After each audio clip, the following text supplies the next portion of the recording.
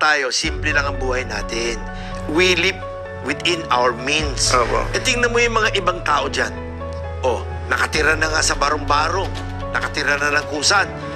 Naka-signature na damit. Naka-signature na bag. Eh, may aso pang maliit.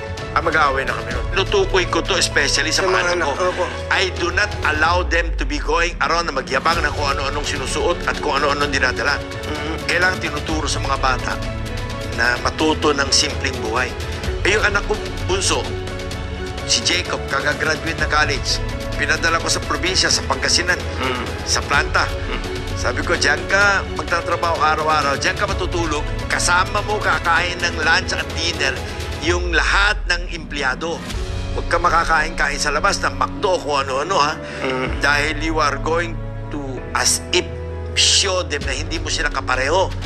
Kailangan habang nandiyan ka, kasama mo sila, kung ano yung kinakain nila, kung ano yung ginagawa nila, pareho lang kayo. At yung bihis mo, kailangan simpleng damit, t-shirt, at kung ano yung uniform doon, yun din ang susuotin mo. Mga tubero at electrician, kuya, ay lumaki na maayos. Opo. Hindi ko po problemahin yun.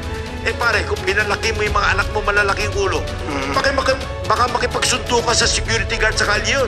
Opo. Pero pag pinalaki mo ng simpleng tao, ay, pare, hahaba na buhay nun. Ibig sabihin nun, lumaki yan ng simpleng tao. At kailangan yung kumain kung ano yung kinakain ng mga tao.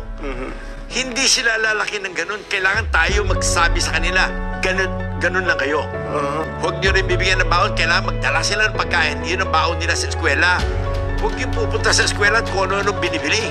Otherwise, pare, later on, hindi mo na makakausap yun. Mas mayabang pa kaya sa atin yun.